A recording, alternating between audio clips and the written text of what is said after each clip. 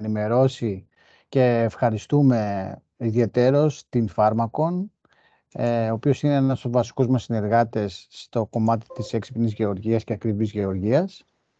Εκπροσωπούμε 2 εταιρείες αυτή τη στιγμή, τη Zigfox Ελλάδος και την Guardian Telematics, και ο κύριος Λαγουβάρδος εκπροσωπεί την επιχειρησιακή μονάδα του ΜΕΤΕΟ, ο οποίος ήταν ένας από τους βασικούς μας και κλειδί συνεργάτης σε αυτό το πρόγραμμα το οποίο αναπτύξαμε, σε αυτή την εφαρμογή, η οποία έχει στόχο να συνθέσει μετεωρολογικά δεδομένα και δεδομένα που λαμβάνονται μέσω αυτόνομων αισθητήρων από το περιβάλλον, δηλαδή αναλύει περιβαλλοντικά δεδομένα όπως αιωρούμενα σωματίδια και άλλα αέρια τα οποία μπορούν να προκαλέσουν δυσφορία ή προβλήματα στη δημόσια υγεία, με στόχο να αποκτήσει και η πολιτεία αλλά και οργανισμοί που θα ήθελαν να έχουν μια πρόσβαση σε ένα ανοιχτό εργαλείο, ένα νέο εργαλείο που θα μπορεί να έχει περισσότερες πληροφορίες για τα μετεωρολογικά δεδομένα.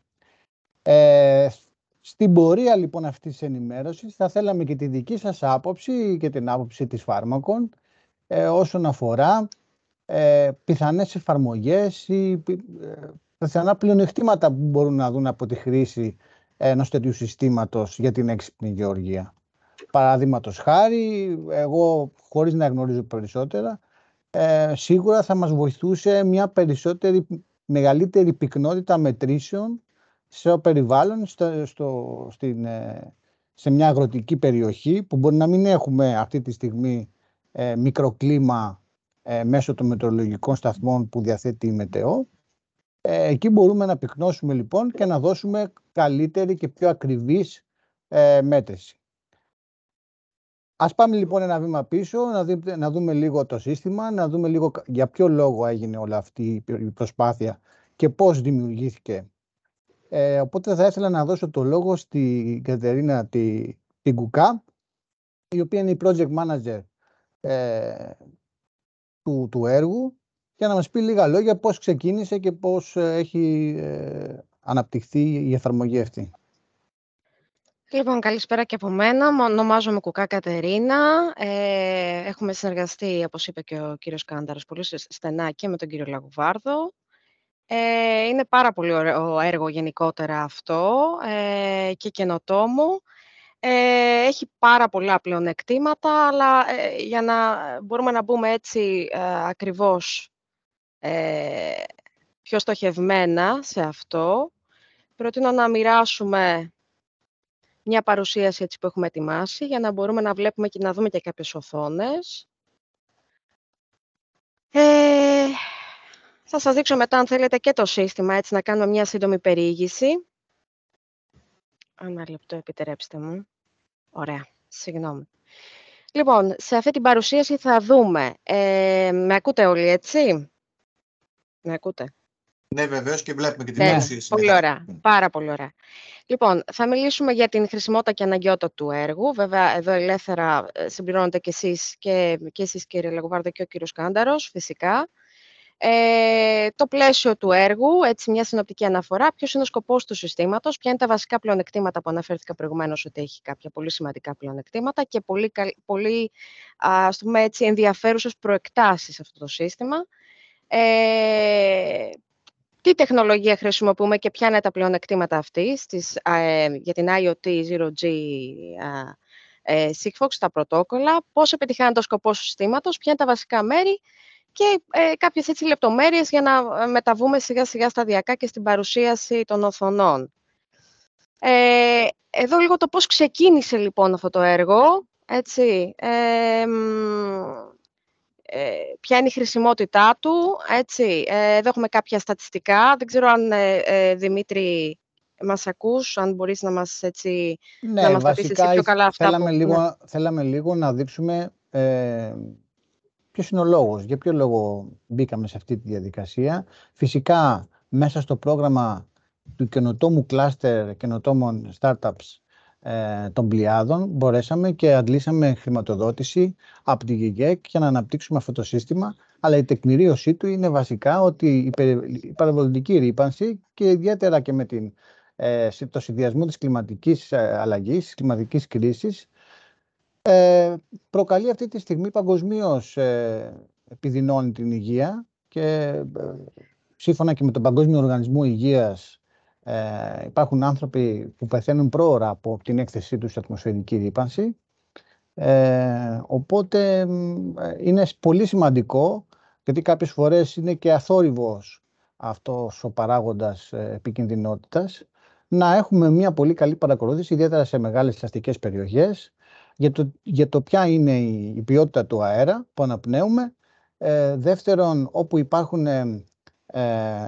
εφάπτεται ο αστικός ιστός με βιομηχανικές περιοχές, να έχουμε μια έγκαιρη ενημέρωση αν τυχόν υπάρξουν συμβάντα κρίσης που εκλείονται, δηλαδή επικίνδυνα επίπεδα επικίνδυνων αερίων. Οπότε ήταν σημαντικό και επιβεβλημένο, αν θέλετε, να συνεργαστούμε και με την επιχειρησιακή μονάδα του ΜΕΤΕΟ, η οποία είναι διαδεδομένη σε όλη την Ελλάδα και θα μας δώσει τη δυνατότητα στην εξέλιξη του προϊόντος αυτού να έχουμε και περισσότερες δυνατότητες στο μέλλον, όπως τη διάχυση των αιωρούμενων σωματιδίων σε μια ευρύτερη περιοχή και όχι μόνο στην περιοχή που μετράμε, και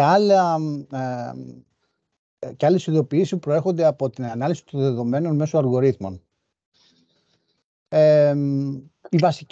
Ένα άλλο βασικό κομμάτι που έχουμε επικεντρωθεί είναι ότι επιτρέπει ο τρόπος που το έχουμε αναπτύξει την ευρεία επέκταση του συστήματος, το scalability όπως λέμε στα αγγλικά, να είναι εύκολο και πολύ φιλικό στο περιβάλλον, αφού καλύπτονται οι περιοχές αυτές μέσω χαμηλής κατανάλωσης ισχύως σταθμών βάσης. Αυτό σημαίνει ότι με πολύ περιορισμένο αριθμό σταθμών βάσεων μπορούμε να καλύψουμε πολύ μεγάλες περιοχές χωρίς να κάνουμε αλόγιστη χρήση ενεργειακών πόρων ή υπολογιστικών πόρων και να έχουμε αποτελεσματικότητα και μεγάλη αυτονομία των συσκευών στο πεδίο για πολλά χρόνια, χωρίς να χρειάζεται συντήρηση τις περισσότερες φορές ή επέμβαση ανθρώπινη.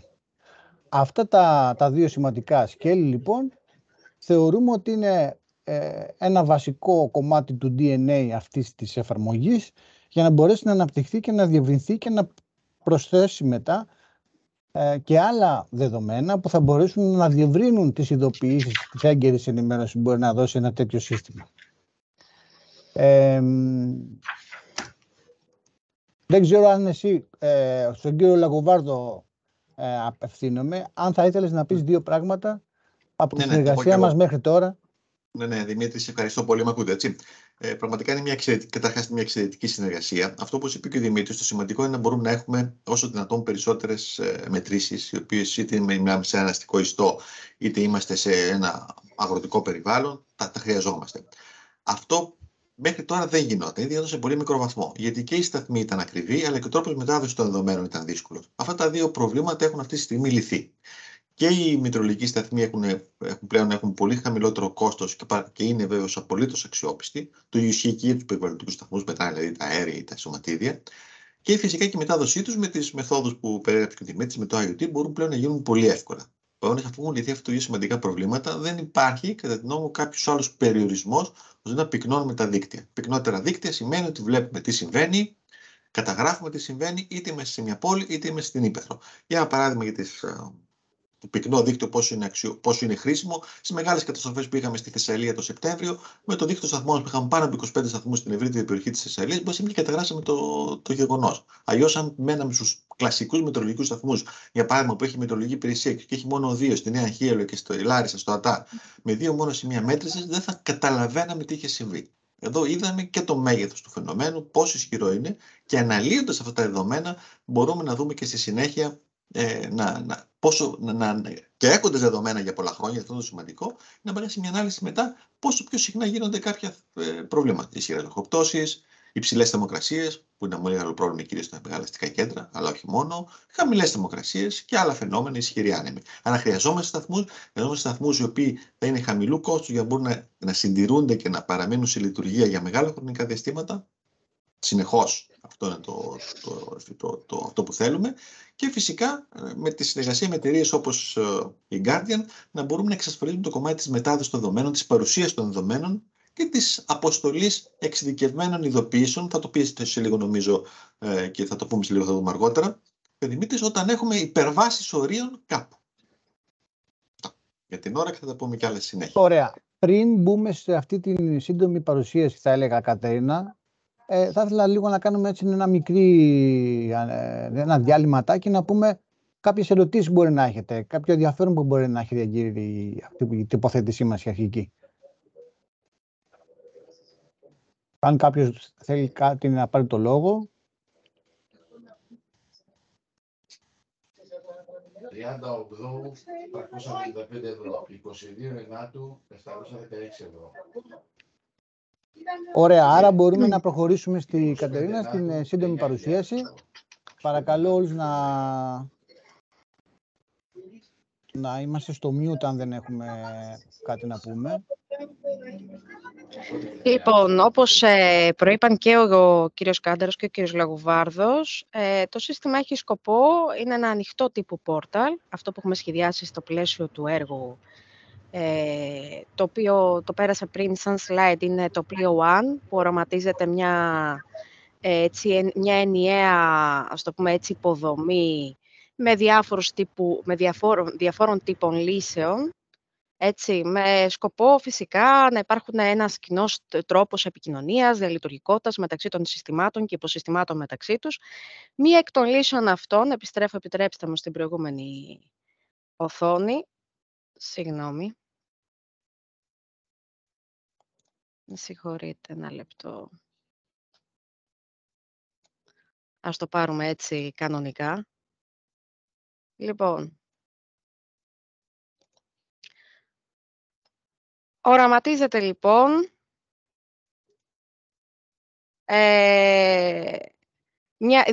τη διαλειτουργικότητα μεταξύ των συστημάτων και την επικοινωνία μεταξύ τους με ένα εύκολο τρόπο, με κάποια μοντέλα, εν πάση περιπτώσει, να μπορούν τα δεδομένα να είναι ενιαία και να μπορούν να είναι προσβάσιμα και αργότερα να μπορούν με οποιοδήποτε τρόπο να μπορούν να αξιοποιηθούν. Το σύστημα μπορεί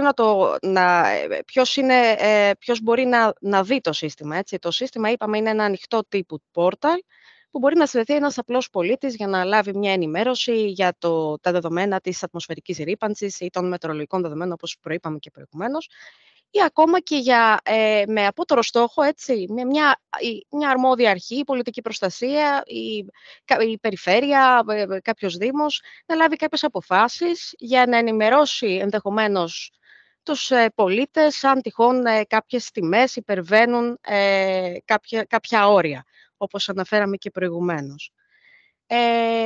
Επομένως, θα μεταβώ, θα γυρίσω μια οθόνη μετά. Δεν ξέρω αν θέλουμε να αναφέρουμε λίγο συγκεκριμένα για τους σταθμούς που εγκαθιστούμε στο δίκτυο, στα σημεία που έχουμε επιλέξει, οι οποίοι χρησιμοποιούν το πρωτόκολλο, το κάναμε ήδη μια αναφορά, το Zero G. Ναι. Δεν ξέρω αν θέλετε έτσι να κάνουμε μια μικρή να εστιάσουμε. Είναι ένα νέο πρωτόκολλο, θέλουμε να το πούμε αυτό. Αυτό καλύπτει αυτό που είπαμε, ότι εξασφαλίζουμε τη μεγάλη αυτονομία των συσκευών και την μικρότερο αριθμό σταθμών πρόσβασης, δίνοντας πολύ μεγάλη εμβέλεια σε σταθμούς χαμηλής ισχύως. Είναι νέες τεχνολογίες που τα τελευταία χρόνια κερδίζουν όλο και μεγαλύτερο έδαφος στην Ελλάδα. Η Sigfox Elax έχει αναπτύξει ένα δίκτυο πανελλαδικό. Αυτή τη στιγμή καλύπτει σχεδόν το 70% πληθυσμιακά της χώρας. Φυσικά αυτοί οι σταθμοί δεν είναι της ίδιας, αν θέλετε, πολυπλοκότητας που έχουν οι σταθμοί κινητής τηλεφωνίας ή 4G δεδομένων. Μιλάμε για σταθμούς που παρέχουν τη δυνατότητα αισθητήρων, την αποστολή δεδομένων μέσω αισθητήρων σε πολύ μικρό αριθμό bytes, σε πολύ μικρά δεδομένα και αντίστοιχα σε πολύ μεγάλες αποστάσεις. Αυτό δίνει λοιπόν, επιτυγχάνουμε αυτό που είπαμε στην αρχή, δηλαδή με λίγους σταθμούς να μπορούμε να καλύψουμε μεγάλες περιοχές, να δώσουμε σε αυτονομία σε μετρολογικούς σταθμούς και σε αισθητήρες εδάφους, παντός φύσεως, δηλαδή μετρήσεων. Απλά αναφέρομαι και σε αισθητήρες υγρασίας εδάφους, διότι μπορούν να χρησιμοποιηθούν στην έξυπνη γεωργία, σε μετρολογικούς σταθμούς, σε σταθμούς περιβαλλοντικών παραμέτρων, όπου μετράμε τα αερούμενα σωματίδια, μετράμε το μονοξίδιο, το διοξίδιο του θείου, και φυσικά όλα αυτά θα μπορούσαν να επηρεάσουν την παραγωγική απόδοση, την απόδοση της καλλιέργειας σε κάποιες περιοχές, όταν έχουμε υψηλές τιμές αιωρούμενων σωματιδίων. Αλλά αυτό, ένας από τους λόγους που κάνουμε και αυτή την ενημέρωση, είναι να έχουμε και ένα feedback από εσάς, να μας πείτε με ποιους τρόπους θα σας βοηθούσε κάτι τέτοιο, ή ποια παράμετρος περιβαλλοντική είναι πιο σημαντική να μετράμε και να δείχνουμε σε ένα ευρύτερο εργαλείο για την έξυπνη γεωργία. Άρα έχουμε σύμμαχό μας εδώ, λοιπόν, χέρι-χέρι, την Sigfox, το πρωτόκολλο αυτό, που μπορεί να δώσει λύση στην μετάδοση δεδομένων ακόμα και από περιοχές που παραδοσιακά δεν έχουμε πρόσβαση μέσω 4G, δεν έχει καλό σήμα κινητή τηλεφωνία παντού, κυρίως έχει σε αστικές περιοχές, εκεί που βρίσκονται χρήστες. Εκεί λοιπόν που δρά και η έξυπνη γεωργία, αλλά και κάποιες περιοχές που είναι πιο απομακρυσμένες από τις πόλεις, το 0G μας δίνει αυτή τη δυνατότητα να έχουμε αδιάλειπτη λειτουργία όποιων αισθητήρων εμείς θέλουμε να έχουμε στο πεδίο για να πάρουμε έξυπνες μετρήσεις. Πολύ ωραία. Οπότε μπορούμε, εγώ θα έλεγα, να επισπεύσουμε λίγο την παρουσίαση και να δούμε λίγο το εργαλείο, για να μην κρατήσουμε σε θεωρητικά επίπεδα, δηλαδή τους συμμετέχοντες, και να πάρουμε και μία άποψη και από τη φάρμακον για τη χρησιμότητα ή τις δυνατότητες που θα μπορούσαμε να δούμε στο μέλλον. Επιτρέψτε μου μόνο να αναφερθώ σε αυτό το slide που βλέπουμε τώρα, γιατί νομίζω ότι είναι έτσι από τα πιο σημαντικά. Σου λέει πώς επιτυγχάνεται ο σκοπός του συστήματος. Δηλαδή, συλλέγουμε εμείς τα δεδομένα από τους μετεωρολογικούς σταθμούς και τους περιβαλλοντικούς, όπως ήδη προείπαμε, και αυτά τα δεδομένα, αφού επεξεργαστούν από το σύστημα, απεικονίζονται με διάφορες μορφές και τρόπους. Για παράδειγμα, θα το δούμε και στη συνέχεια αυτό που είπε και ο κύριος Κάνταρος τώρα, στο σύστημα θα κάνουμε μια σύντομη περιήγηση. Έρχονται οι τελευταίες διαθέσιμες μετρήσεις σε ένα χάρτη, με τα σημεία από εκεί που προήλθαν, από τους αισθητήρες δηλαδή που εκπέμπουν από εκείνα τα σημεία, και παράγουμε με τη χρήση ενός αλγόριθμου, με διεθνή πρότυπα, με επιστημονικές πηγές, έτσι, και άρθρα, την μέτρηση ποιότητας αέρα, για να μπορούμε να αντιλαμβανόμαστε πώς είναι στην περιοχή ενδιαφέροντος, πώς κυμαίνεται η ποιότητα του αέρα, η ατμοσφαιρική ρύπανση, όπως λέγαμε, το οποίο έχει και μια διαβάθμιση, θα το δούμε, είναι έτσι ιδιαίτερα ενδιαφέρουσα και στα slides της εικόνας μας παρακάτω στις οθόνες. Και φυσικά αυτό που ήδη είπαμε, ένα από τα πολύ σημαντικά που μας δίνει το σύστημα, είναι και η παραγωγή ειδοποιήσεων, που έχουν από πριν οριστεί κάποια όρια, πάντα με βάση επιστημονικών εκτιμήσεων, έτσι. Και έτσι, όταν λαμβάνω τα δεδομένα ουσιαστικά από τον αισθητήρα, εγώ τα επεξεργάζομαι σαν σύστημα και βλέπω αν τυχόν ξεφεύγουν κάποια όρια, έτσι ώστε να τα προβάλλω στο σύστημα σε έναν πίνακα ξεχωριστό, με μία ενημέρωση, είναι real-time ειδοποιήσεις, και να τα προβάλλω με μία διαβάθμιση κινδύνου, αν είναι μετρίου, υψηλού, ενδεικτικά, έτσι. Και τα ξεχωρίζω για να μπορώ να ενημερώνομαι. Και φυσικά ένα πολύ ενδιαφέρον χαρακτηριστικό, θα το δούμε και στις οθόνες παρακάτω, είναι τα γραφήματα. Δηλαδή, έχω την δυνατότητα να δω, εάν θέλω, σαν χρήστης, αναλυτικά, πώς κυμαίνεται αυτή η μέτρηση μέσα σε ένα 24ωρο ή πώς κυμαίνονται όλες οι μετρήσεις που πήρα από αυτόν τον αισθητήρα σε ένα 24ωρο. Θα μπορούσαμε, Κατερίνα, να δούμε το εργαλείο έτσι και να μην το συζητάμε μόνο, να το βλέπουμε κιόλας. Ωραία. Ναι, βεβαίως. Επιτρέψτε μου λίγο, εγώ έχω κάποιες οθόνες εδώ. Επιτρέψτε μου λίγο να μεταβώ στο σύστημα και να ξαναμοιράσω.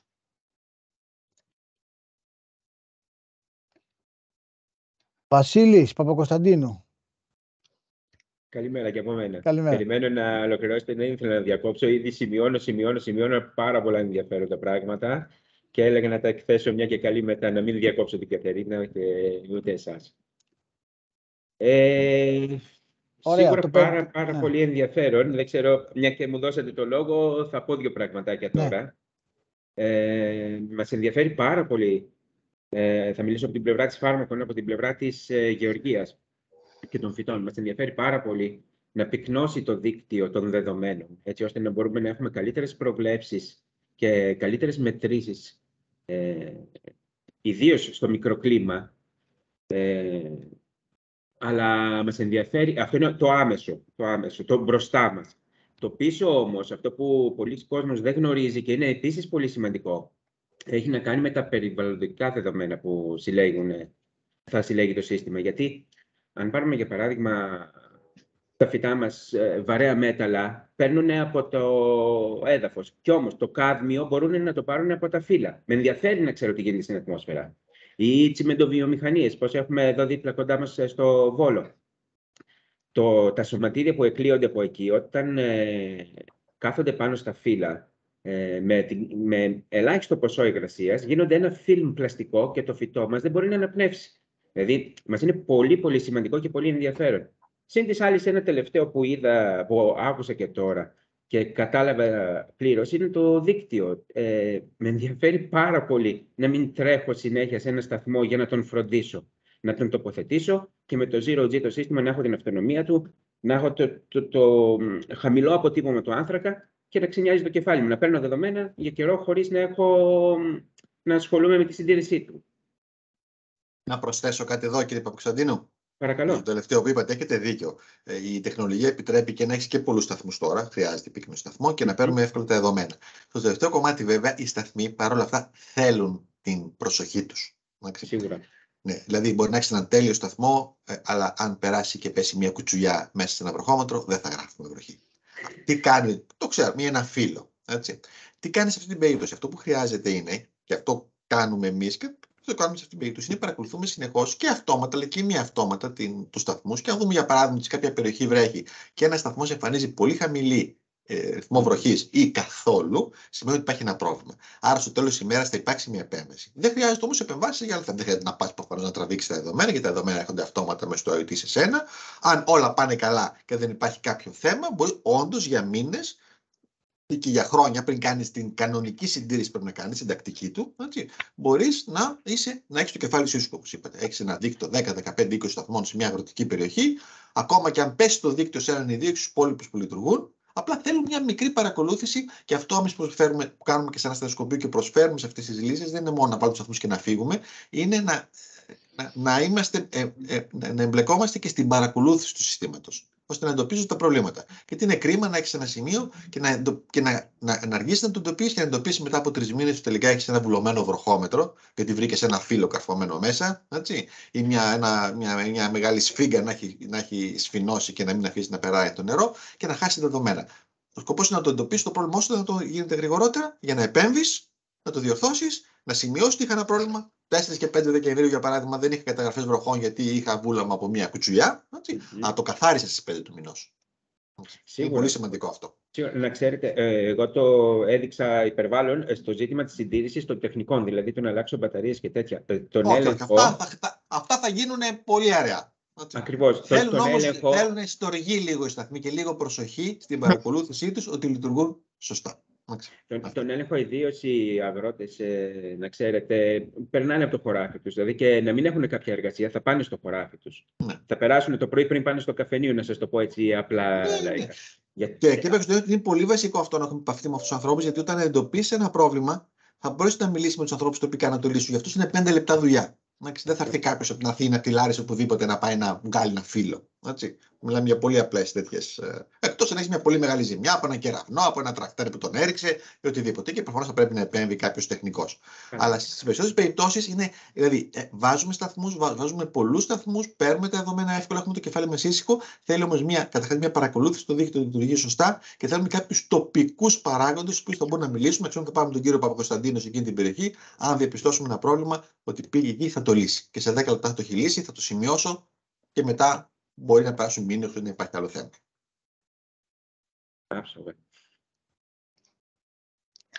Οπότε, μου επιτρέπετε έτσι λίγο να δείξω έτσι, σύντομα λίγο το σύστημα, έτσι, μια πολύ σύντομη περιήγηση. Με το που μπαίνω στο σύστημα, είπαμε, είναι ένα ανοιχτού τύπου, δηλαδή δεν χρειάζεται να βάλω κάποιο κωδικό αυτή τη στιγμή, έτσι όπως το παρουσιάζουμε, είναι κατευθείαν η είσοδός του, πληκτρολογώ το URL και μπαίνω και βλέπω στο πάνω μέρος της οθόνης το χάρτη με τις μετρήσεις που έχω λάβει για το δεδομένο που έχει επιλεχθεί από τη λίστα εδώ δεξιά και κάτω βλέπω τον πίνακα ειδοποιήσεων, αυτό που λέγαμε στην αρχή. Οπότε όταν ελεγχθεί μια μέτρηση ότι είναι εκτός κάποιων ορίων, θα παραχθεί ειδοποίηση και αυτή εδώ θα ενημερώσει αντίστοιχα τον πίνακα με τιμή, με το δείκτη κινδύνου, από πού προήλθε, την ημερομηνία, την ώρα και αντίστοιχα θα μου έρθει και πάνω δεξιά μέτρηση, σαν ειδοποίηση, ας το πούμε έτσι, με το αν είναι χαμηλού μετρίου κινδύνου. Υπάρχουν αυτές οι εικόνες και στο αρχείο της παρουσίασης, αν θέλετε να σας δείξω πιο συγκεκριμένα και υπάρχει κάποια απορία γι' αυτό. Οπότε με το που μπαίνω λοιπόν βλέπω τις τιμές οι οποίες έχουν κατανεμηθεί χρωματικά. Και αριστερά υπάρχει μία επεξήγηση, ας πούμε μία διαβάθμιση στο πώς, ας πούμε, έτσι ώστε μάλλον με μία απλή εικόνα να καταλάβω πόσο ψηλή είναι αυτή η τιμή ή όχι. Αν Για παράδειγμα, Κατερίνα, είναι ωραία, βεβαίως. είναι χρήσιμο να δούμε το χάρτη και τους χρωματισμούς και το πώς βλέπουμε. Αλλά εδώ θέλω να επισημάνω στους ενδιαφερόμενους ότι όταν παραδίδουμε τέτοια συστήματα έγκαιρης ενημέρωσης, δεν απαιτούμε ο καθένας να είναι online συνεχώς και να παρακολουθεί ένα χάρτη. Υπάρχουν μέσα από το σύστημα στην επόμενη του έκδοση και αυτοματισμοί, έτσι ώστε να ενημερώνονται με SMS ή μέσω email ή μέσω Viber, μέσω πολλαπλών δηλαδή εφαρμογών, κάποια όρια όταν ξεπερνιούνται να στέλνονται αυτοματοποιημένες ειδοποιήσεις στους αρμόδιους ή σε αυτούς που ενδιαφέρονται να κάνουν κάτι πάνω σε αυτό. Γι' αυτό λέμε ότι η βάση αυτή του συστήματος μπορεί να αναπτυχθεί και να εξειδικευθεί ανάλογα το αντικείμενο που παρακολουθούμε, είτε στην έξυπνη γεωργία, είτε στην πολιτική προστασία, σε πολλαπλές δηλαδή αρμοδιότητες, αλλά φυσικά να έχει αυτό τον αυτοματισμό μέσα, χωρίς δηλαδή να υπάρχει κάποιος υποχρεωμένος να μπαίνει στο σύστημα και να βλέπει. Αλλά σίγουρα το κοινό ή κάποιος ερευνητής θα μπορεί μέσα από αυτό το σύστημα να κατεβάζει δεδομένα, να αναλύει, να δει ιστορικό. Δηλαδή έχει δεν έχει μόνο το άμεσο, έχει και την ανάλυση του συστήματος, να πάρουμε ιστορικά δεδομένα και να τα αναλύσουμε.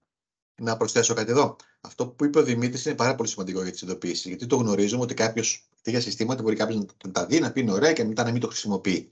Γιατί δεν θα κάνει, θα μπαίνει κάθε μέρα. Έτσι. Μπορεί όμως να δηλώσει ποια όρια των ενδιαφέρον του σταθμούς, μπορεί να είναι ο άνεμος, μπορεί να είναι η θερμοκρασία, μπορεί να είναι η βροχή, όλα από αυτά και να παίρνει την αντίστοιχη ειδοποίηση. Και νομίζω, Δημήτρη, αυτό μπορεί να γίνει και tailor-made. Δηλαδή, αν ένας αγρότης θέλει να ειδοποιηθεί για ένα όριο θερμοκρασίας τάδε, ένας αγρότης μπορεί να δηλώσει ένα άλλο όριο στο οποίο θα παίρνει μια ειδοποίηση, ή κάποια αρχή ή κάποιος αγροτικός συνεταιρισμός. Έτσι δεν είναι. Και να παίρνει αυτόματα τις ειδοποίησεις.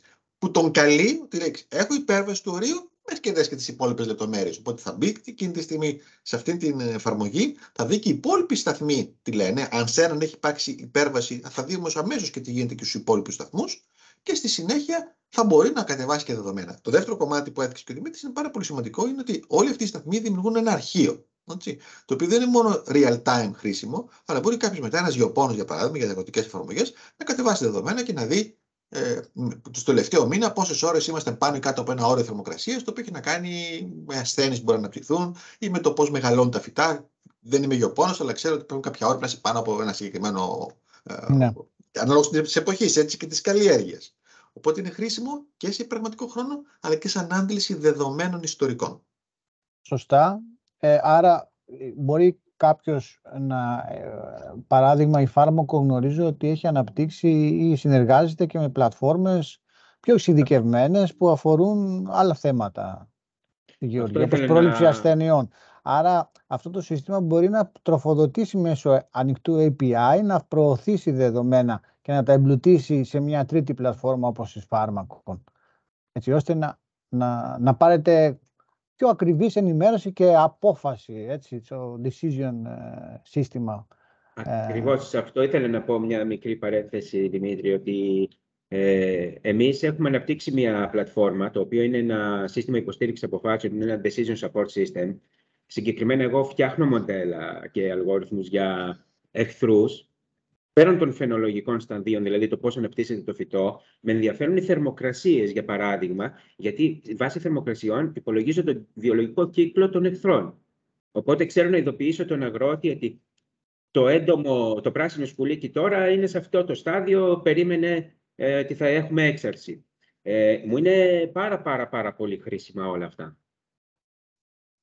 Ωραία, άρα πολύ χρήσιμο και μετά τη συνάντηση αυτή να κάτσουμε λίγο να δούμε και την επόμενη ανάπτυξη που θα κάνουμε και να είμαστε πιο εξειδικευμένοι σε τέτοια θέματα. Ωραία. Κατερίνα, πίσω σε σένα, ναι. Να δούμε, ωραία. Λοιπόν, βλέποντας λοιπόν, επιλέγοντας το δεδομένο που επιθυμώ εγώ, έτσι, μπορώ είτε απλά αφήνοντας το ποντίκι μου πάνω να δω από ποιο σταθμό, από ποιο σημείο προήλθε, την ημερομηνία, την ώρα, την τιμή, και αν θέλω μπορώ αν θέλω να δω περισσότερες πληροφορίες γι' αυτό, μπορώ να κλικάρω. Αυτομάτως μου γίνεται κάποιο zoom έτσι στο σημείο από που προήλθε και βλέπω και σε γράφημα πώς απεικονίζεται μέσα σε όλο το 24ωρο αυτό το δεδομένο. Για παράδειγμα τώρα η ταχύτητα ανέμου. Για παράδειγμα εμάς τώρα η ταχύτητα ανέμου μπορεί να μας βοηθήσει και για το ψέκασμα, ας πούμε, για να μπορούμε να γνωρίζουμε, ας πούμε, γενικότερα ο άνεμος. Κύριε Παπακοσταντίνου, σωστά δεν τα λέω? Τα λέτε πάρα πολύ ωραία. Ωραία. Και αν φυσάει αρκετά, απαγορεύεται να ψεκάσουμε, γιατί αν ψεκάσω εγώ το χωράφι μου, θα πνίξω την πόλη, τα χωράφια των διπλανών ή οτιδήποτε. Είναι από τα πιο σημαντικά. Πολύ ωραία. Πολύ ωραία. Από τότε λοιπόν μπορώ να περιηγηθώ μέσα στη διάρκεια της μέρας για να δω πώς διαμορφώνεται η τιμή, έτσι. Από εκεί πέρα, αν θέλω, για τον οποιοδήποτε λόγο, να δω περαιτέρω ακόμα αναλύσεις, για παράδειγμα, όλες οι μετρήσεις, όλα τα δεδομένα, πώς έχουν έρθει από το συγκεκριμένο σημείο, πώς έχουν διαμορφωθεί μέσα στο 24ωρο μου, έτσι. Μπορώ να επιλέξω και να μεταβώ στη σελίδα και να δω πώς ήταν η θερμοκρασία, η υγρασία, η ταχύτητα, η ρηπή, έτσι, η βροχή κλπ. Και οποιοσδήποτε άλλες πληροφορίες. Τώρα έτσι ενδεικτικά είναι αυτές. Και ταυτόχρονα βλέπω και κάποια βασικά στατιστικά. Για παράδειγμα, ποια ήταν η ελάχιστη τιμή μέσα στη διάρκεια της ημέρας, ποια ήταν η μέγιστη, ποιο ήταν ο μέσος όρος για την ταχύτητα ανέμου στις 4/12 μέχρι τώρα, έτσι. Μόλις τις τελευταίες διαθέσιμες μετρήσεις που έχω πάρει. Οπότε, από μία οθόνη, για να εξυπηρετούμε και τις οθόνες, έτσι, που συνήθως, ας πούμε, οι αρμόδιες αρχές έχουν μία έτσι, πιο μεγάλη οθόνη που παρακολουθούν, έτσι. Το έχουμε κάνει έτσι, έχουμε υιοθετήσει τη λογική as simple as possible, για να είναι πιο εύκολο και για το χρήστη. Οπότε, με 2 κινήσεις μπορώ να μεταβώ βαθμιαία σε μεγαλύτερη λεπτομέρεια αυτού που βλέπω, της πληροφορίας αυτής, έτσι. Αυτά. Τώρα μου θέλετε να σας δείξω και κάποιες εικόνες πώς έρχεται η ειδοποίηση. Έτσι έχει ένα ενδιαφέρον, γιατί τώρα αυτή τη στιγμή δεν υπάρχει κάποια ειδοποίηση για να παραχθεί, για να μπορώ να σας τη δείξω. Έτσι. Να, για παράδειγμα, εδώ δεν ξέρω αν βλέπετε την οθόνη μου. Αν θέλεις να τη μεγαλώσεις λίγο, γιατί δεν είναι σε mode παρουσίασης. Βεβαίως. Ένα λεπτό. Σήμερα δεν με έχει βοηθήσει λίγο το κλικ στο PPT, αλλά δεν πειράζει. Λοιπόν, εδώ λοιπόν, με το που μου έρχεται λοιπόν μια ειδοποίηση, έτσι, έρχεται πάνω δεξιά, αν θέλω, είναι real time, έτσι, εκείνη τη στιγμή που συμβαίνει, που έχει παραχθεί και έχει βρεθεί ότι αυτή η τιμή είναι εκτός ορίων, και αυτόματα ενημερώνεται και κάτω θειοπίνακας, έτσι. Εμείς πάντα εδώ στο σύστημα ακολουθούμε αυτή τη στιγμή τη φιλοσοφία ότι δείχνω ότι έχει το τελευταίο 24ωρο. Αλλά από εκεί πέρα η πληροφορία αυτή κρατείται και μπορούμε αργότερα να δείξουμε και κάποια πιο ιστορικά στοιχεία. Έτσι μπορούμε να εξάγουμε ενδεχομένως κάποια γραφήματα, αν επιθυμούμε, σαν αυτά που έδειχνα πριν στο διάγραμμα. μπορούμε να εξάγουμε μια πληροφορία με τις ειδοποιήσεις, με μια ιστορικότητα, έτσι, και να χρησιμοποιηθούν όπως θέλουμε, με οποιονδήποτε τρόπο. Έτσι. Περισσότερο τώρα αυτό όχι για τους απλούς πολίτες, περισσότερο για τους ανθρώπους που θα κάνουν μια ενημέρωση στους πολίτες, έτσι, για κάποια αρμόδια αρχή, κάποιον οργανισμό, εν πάση περιπτώσει, γενικότερα. Ή και κάποιους γεωπόνους, για παράδειγμα, θέλουν να κάνουν νησιωτική περιοχή για να πάρουν τα δεδομένα. Ναι. Ακριβώς. Κάτι ερευνητικό για να βαθμονομήσεις έναν αλγόριθμο. Πολύ, πολύ σημαντικό. Και θα θέλαμε εδώ να προσκαλέσουμε και όλους να κάνουν και προτάσεις μέσα από τη Φάρμακον, που θα μπορούσαμε να μας πούν τι τους ενδιαφέρει στο μέλλον να υλοποιήσουμε. Ή ακόμα ποιες μετρήσεις είναι αυτές που σας ενδιαφέρουν περισσότερο. Και οι παραμέτρους δηλαδή. Και από εκεί και πέρα εμείς μπορούμε να διαθέσουμε, να βρούμε τους κατάλληλους αισθητήρες και να τοποθετήσουμε την πυκνότητα που χρειάζεται για να σας δώσουμε μια τέτοια εικόνα. Ναι, το βασικό που χρειαζόμαστε εμείς είναι η πυκνότητα. Να υπάρχει δηλαδή, γιατί κάθε περιοχή έχει το δικό της μικροκλίμα, το ξέρετε πολύ καλύτερα. Χρειαζόμαστε οπωσδήποτε υγρασία, θερμοκρασία, τα οποία παρέχεται ήδη. Θα ήταν πολύ καλό, δεν ξέρω αν μετράει στα βαρέα μέταλλα. Σας είπα ότι μας ενδιαφέρει, ας πούμε, το κάδμιο. Δεν ξέρω αν μετράτε κάδμιο. Είναι το μόνο που με ενδιαφέρει σαν φυτά. Αυτό που θα μπορούσε να μετρηθεί, στον αέρα ή στον αέρα, για στο νερό. Στον αέρα. Νομίζω ότι δεν είμαι ειδικός, αλλά νομίζω και από Κωνσταντίνα αυτού του είδους μετρήσεις στα βαρέα μέταλλα είναι λίγο πιο δύσκολες, θα το έλεγα. Έτσι. Να έχει πολύ καλά βαθμονομένα όργανα, γιατί και οι συγκεντρώσεις είναι πολύ μικρές. Δεν το γνωρίζω, βέβαια, πάλι το λέω, δεν είμαι ειδικός. Πιθανόν υπάρχουν, γιατί σε όλα βελτιώνεται η τεχνολογία και έχουμε και φτηνότερες λύσεις να μετράμε τα πάντα. Αλλά οτιδήποτε μπορεί να μετρηθεί, αυτό λέει θα πούμε και ο Δημήτρης και η Κατερίνα, μπορεί να μπουν πάνω στο σύστημα. Εμείς αισθητήρες θέλουμε, δεν τους αναπτύσσουμε εμείς, τους αγοράζουμε, έτσι προφανώς.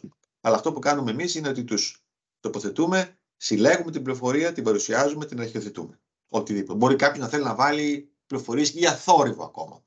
Προφανώς σε μια πόλη, προφανώς μπορεί να μπει πάνω στο σύστημα. Οτιδήποτε μπορεί να μπει πάνω στο σύστημα. Απλά να υπάρχει ο κατάλληλος αισθητήρας και εμείς θα φροντίσουμε να μεταδοθεί η μετρήση των αισθητήρων στο κεντρικό σύστημα και να φανεί πάνω στις οθόνες με τα διαγράμματά της, ό,τι και να είναι αυτό. Έτσι. Μπορεί να είναι γύρι, μπορεί οτιδήποτε. Από φτηνούς αισθητήρες μέχρι ακριβούς αισθητήρες. Αυτό δείχνει ένα περιβάλλον το οποίο είναι τελείως modular και μπορεί να πάρει όλο τον ειδών αισθητήρες οι οποίες ενδιαφέρουν κάποιον για μια συγκεκριμένη εφαρμογή. Ακριβώς. Αυτό είναι η ομορφιά από ό,τι καταλαβαίνω του συστήματος, ότι μπορείς να το χτίσεις όπως θέλεις. Βρήκες ό,τι αισθητήρα θέλεις, βρίσκεις το μέγεθος, αγοράζεις τον αισθητήρα, το κουμπώνεις πάνω, δουλεύει, σου δίνει ό,τι μέτρηση θέλεις. Η κάρτα θα πάρει τους αριθμούς, θα τα βάλει πάνω στο χάρτη. Θα σου δημιουργήσει ιστορικό, θα σου κάνει ειδοποιήσεις. Όταν μου πείτε εσείς ότι ξέρετε αυτή η υπέρβαση σημαίνει κάτι, έτσι, για το κάδμιο, για το θόρυβο, για τη γύρι, τώρα λέω τυχαία πράγματα. Εδώ επειδή αναφερόμαστε σε αυτά τα επιπλέον πράγματα που μπορεί να είναι πιο εξειδικευμένα, ότι δεν μπορούμε να το διευρύνουμε και να πούμε ότι το σύστημα θα πρέπει να μετράει και αυτή την παράμετρο, θα μπορούσε, επειδή εδώ είναι και η ομορφιά τις ευελιξίες που παρέχει το Sigfox Cloud, έτσι, το σύννεφο αυτού του Sigfox, του IoT, μπορεί να συλλέγει από παντός τύπου αισθητήρων και να προωθεί σε διαφορετικά τρίτα συστήματα. Δηλαδή, για παράδειγμα, ας πούμε ότι η Φάρμακον ή η Μετεό ή οποιοδήποτε αναπτύσσει ένα ανεξάρτητο σύστημα, μια άλλη εφαρμογή που θέλει να μετράει το κάδμιο και δεν θέλει να έχει όλα τα υπόλοιπα. Μπορεί να γίνει παράλληλη προώθηση αυτού του δεδομένου, αυτού του παραμέτρου από το Sigfox Cloud σε οποιοδήποτε άλλη τρίτη εφαρμογή. Άρα αυτό μας δίνει και μια επιπλέον ευελιξία στο πώς χειριζόμαστε τα δεδομένα που λαμβάνουμε. Είναι σημαντικό αυτό. Και δεν το έχουν αξιοποιήσει στο έπακρο περισσότερο γιατί δεν το γνωρίζουν. Επειδή αυτή τη στιγμή τα περισσότερα IoT projects που βλέπουμε είναι εξειδικευμένα στο καθένα στο κομμάτι του με ανάπτυξη σταθμών αποκλειστικά για τη συγκεκριμένη εφαρμογή χωρίς να έχουν αυτή την ευελιξία. Ακριβώς. Γενικά, ο καθένας που έχει αναπτύξει και οι αντίστοιχες παρόμοιες εφαρμογές που υπάρχουν είναι εξειδικευμένες μόνο σε ένα κομμάτι ο καθένας τους. Εμείς, ας πούμε, τώρα που χτίσαμε αυτό το Decision Support System, θέλουμε δεδομένα για να μπορούμε να καλύψουμε πάρα πολλούς παραμέτρους. Δηλαδή, Δεν είναι δυνατόν να μην με ενδιαφέρει η ταχύτητα του ανέμου ή η ρηπή του ανέμου, έτσι ώστε να μπορώ να βγάλω μία ειδοποίηση που θα πάει απευθείας στον παραγωγό ότι δεν επιτρέπεται να ψεκάσεις σήμερα. Δεν είναι δυνατόν όμως αυτό θα πρέπει να γίνεται σε συνδυασμό και με τη θερμοκρασία, γιατί έχουμε υψηλή θερμοκρασία. Μπορεί να μην έχεις άνεμο, αλλά έχεις υψηλή θερμοκρασία. Πάλι δεν μπορείς να ψεκάσεις. Είναι πολυπαραγωγικό. Και ένα τέτοιο σύστημα μου τους δίνει όλους τους παράγοντες και όλες τις παραμέτρους απευθείας. Δηλαδή... Οπότε επαναλαμβάνω ξανά ότι είναι ανοιχτή η πρόσκληση να τεκμηριώσουμε μαζί σας τέτοια συστήματα, διότι όπως καταλαβαίνετε και η ανάπτυξη έχει ένα κόστος, οπότε θα πρέπει και εμείς να βρούμε τις κατάλληλες χρηματοδοτήσεις μέσα από προγράμματα και σε αυτό θα βοηθήσει η τεκμηρίωση, η επίπτωση θετική που μπορούμε να έχουμε ή η αποφυγή κινδύνων που μπορούμε να έχουμε, έτσι ώστε η τεκμηρίωση να είναι άρτια και να μπορέσουμε να αντλήσουμε κατάλληλα κονδύλια για να αναπτύξουμε τέτοια συστήματα που θα μας βοηθήσουν. Με μεγάλη μας χαρά. Με πολύ μεγάλη μας χαρά. Ανοιχτό για ερωτήσεις. Όποιος θέλει να κάνει κάποια ερώτηση ή να πει κάτι, κάποια παρατήρηση. Οπότε να το κλείσουμε σιγά σιγά την ημερίδα.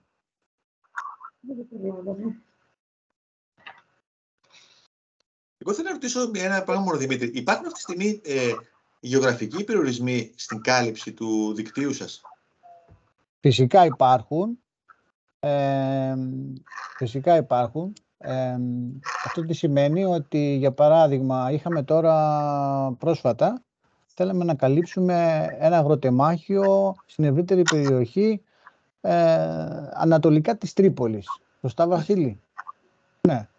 Εκεί μέσα σε εντός 20 ημερών, εντός του μήνα θα έλεγα, μπορέσαμε και με τη συνεργασία που έχουμε και με εταιρείες που μας φιλοξενούν σε αντίστοιχες εγκαταστάσεις εταιρεών κινητής τηλεφωνίας, μπορέσαμε γρήγορα να αναπτύξουμε νέους σταθμούς και να δώσουμε κάλυψη σε μια περιοχή που πριν δεν είχαμε. Ωραία. Οπότε, ναι, έχουμε περιορισμούς, αλλά μπορούν εύκολα να καλυφθούν.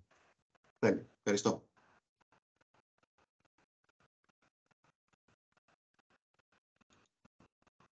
Τυχόν άλλες ερωτήσεις που μπορεί να έχετε? Κάποιος? Καλά, αν δεν έχει κάποιες ερωτήσεις τώρα μπορεί να μας τις στείλει και να απαντήσουμε έτσι και με email σε ό,τι χρειάζεται σαν διευκρίνηση. Κύριε Κώστα, κάτι θέλετε να πείτε? Ναι. Είμαι γεωπόνος, τέος πανεπιστημιακός δάσκαλος στο Γεωπονικό Πανεπιστήμιο. Θέλω να ρωτήσω το εξής. Μήπως θα μπορούσαμε να χρησιμοποιήσουμε δεδομένα για διαχείριση πλημμυρών ή διαχείριση σε λεκάνες απορροής, που τελευταία έχουμε ουσιαστικά τιμωρηθεί, γιατί αυτά τα σχέδια πλημμυρών δεν δόθηκαν έγκαιρα και τώρα τον Νοέμβριο με επίκειται ένα μεγάλο κονδύλι πρόστιμο να πληρώσουμε σαν χώρα. Νομίζω ότι τα δεδομένα που διατηρείτε είναι πάρα πολύ χρήσιμα ακριβώς για πρόληψη κινδύνου πλημμυρών ή οτιδήποτε άλλο φαινόμενο το οποίο θα επιδρούσε δυσμενώς στην ανάπτυξη της γεωργικής παραγωγής. Πολύ καλά είπε ο Βασίλης ο Παπακοσταντίνου, ότι τον ξέρω, γνωριζόμαστε. Πραγματικά μπορεί να δώσει πληροφορίες στον αγρότη και στο γεωπόνο. Κώστα θυμήθηκε στο γεωπόνο των γεωργικών εφαρμογών. Αυτό ήταν το μεγαλύτερο πλήγμα για τους γεωπόνους, όταν καταργήθηκαν οι γεωργικές εφαρμογές. Γιατί ήταν ο γεωπόνος για όλες τις δουλειές. Ο γεωπόνος ο απόφυτος των γεωργικών εφαρμογών. Λοιπόν, τέλος πάντων. Νομίζω λοιπόν ότι αυτά θα είναι πολύτιμα εργαλεία για να αξιοποιηθούν όπως πρέπει και όταν πρέπει για τέτοια σχέδια διαχείρισης πλημμυρών. Ευχαριστώ. Να πω, Δημήτρη, να απαντήσω. Ναι, έχετε απόλυτο δίκιο. Και προφανώς μπορούμε να το κάνουμε. Καταρχάς με τα βροχομετρικά στοιχεία από τους σταθμούς. Είπα και πριν, δεν ξέρω αν ήσταν μέσα, πόσο αξία είχαν να παρακολουθήσουμε τι συνέβη τελικά στη Θεσσαλία, επειδή είχαμε ήδη ένα πυκνό δίκτυο σταθμών. Όχι πυκνό όσο θέλουμε. Ένα πυκνότερο δίκτυο θα ήταν ακόμα καλύτερα αποτελέσματα, καλύτερη αποτύπωση του προβλήματος. Και φυσικά να μπουν και άλλες αιτίες όπως σταθμίμετρα σε ποτάμια. Τα οποία επίσης μετρούν το μήκος, τι θέλεις εκεί και μάλιστα πάλι να μεταδώσεις μια πληροφορία. Το ύψος που βρίσκεται η κήτη σχετικά με το σημείο που κάνει. Και πάει να το πάρει. Ειδικά σε αυτές τις μετρήσεις υπάρχει μια δουλειά που έχει γίνει με κάποιους σταθμούς από το Ελληνικό Κέντρο Θαλασσίων Ερευνών, οι μοναδικοί που το κάνουν. Δυστυχώς, σε αυτό το κομμάτι έχουμε ελάχιστα στοιχεία στη χώρα μας. Ελάχιστα. Ενώ μετεωρολογικά, κουτσά στραβά θα βρεις, έχουμε και στο δικό μας δίκτυο τα τελευταία 15 χρόνια βρίσκεις δεδομένα στις στάθμες που είναι τεράστιο πρόβλημα. Αυτό είναι το που κάνει την πλημμύρα τελικά. Δεν έχεις. Μπαίνουν σταθμοί, οι οποίοι μετά εγκαταλείπονται. Συστηματικά το κράτος ποτέ δεν επένδυσε πάνω σε αυτό το κομμάτι.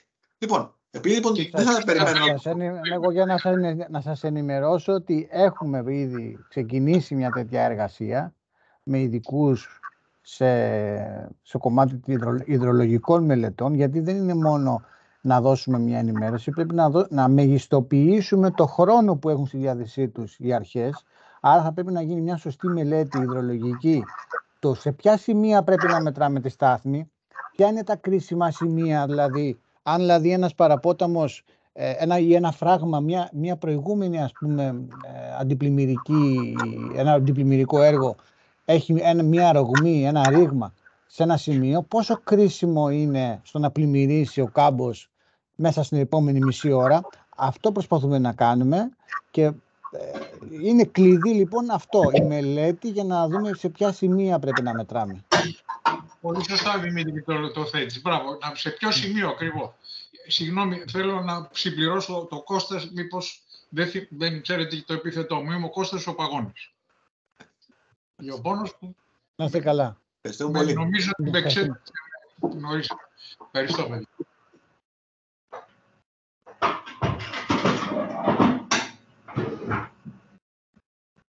Ωραία.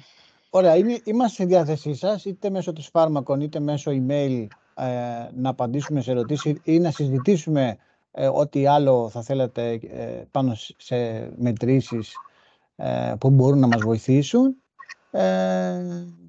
Και ευχόμαστε πολύ καλή επιτυχία στη Guardian Telematics και στην εφαρμογή και στη νέα ανάπτυξη που έχουν να κάνουν. Δεν ξέρω αν είναι και εδώ να μας πει δύο λόγια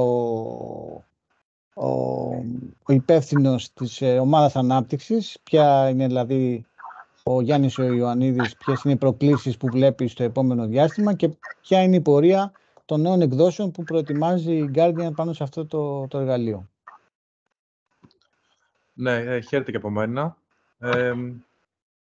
Όπως είπες, Δημήτρη, ουσιαστικά είναι η λήψη άμεσων ειδοποιήσεων,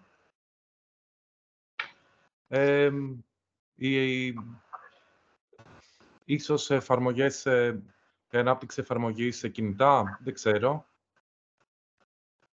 Ναι. Είναι το κομμάτι το διαχειριστικό λοιπόν και το να μπορούμε να θέτουμε όρια. Αυτό που είπε και ο κύριος Λαγουβάρδος πριν, ότι να μπορεί κάποιος χρήσης να εξειδικεύει τα κατόφλια που θέλει να παρακολουθεί. Σωστά. Είναι η διαχείριση χρηστών. Έχουμε βάλει στο πλάνο δηλαδή επιπλέον λειτουργίες για τη διαχείριση χρηστών, για νέους αποκωδικοποιητές, για αισθητήρες, για άμεση λήψη δεδομένων και ειδοποίησεων χρηστών. Και η πυκνότητα. Αυτό περιμένουμε, γιατί είναι και μια δύσκολη εποχή για το IoT. Βλέπουμε ότι μεγάλες επενδύσεις, η μεγάλη ανάπτυξη αισθητήρων πολλές φορές καθυστερεί, γιατί υπάρχουν και έλλειψη υλικών στην αγορά και ακόμα δεν έχει ομαλοποιηθεί όπως θα θέλαμε η προμήθεια των πρώτων υλών, έτσι ώστε να μας επιτρέψει την μαζική εξάπλωση αισθητήρων όπως θα θέλαμε, στον αριθμό που θα θέλαμε. Να σας ευχαριστήσω σε όλους που συμμετείχατε. Ευχαριστούμε και εμείς. Είμαστε ό,τι απορία θέλετε, είμαστε στη όλη ομάδα να σας απαντήσουμε. Ευχαριστούμε πάρα πολύ. Καλή συνέχεια σε όλους. Να είστε καλά. Καλή συνέχεια. Γεια σας. Γεια σας.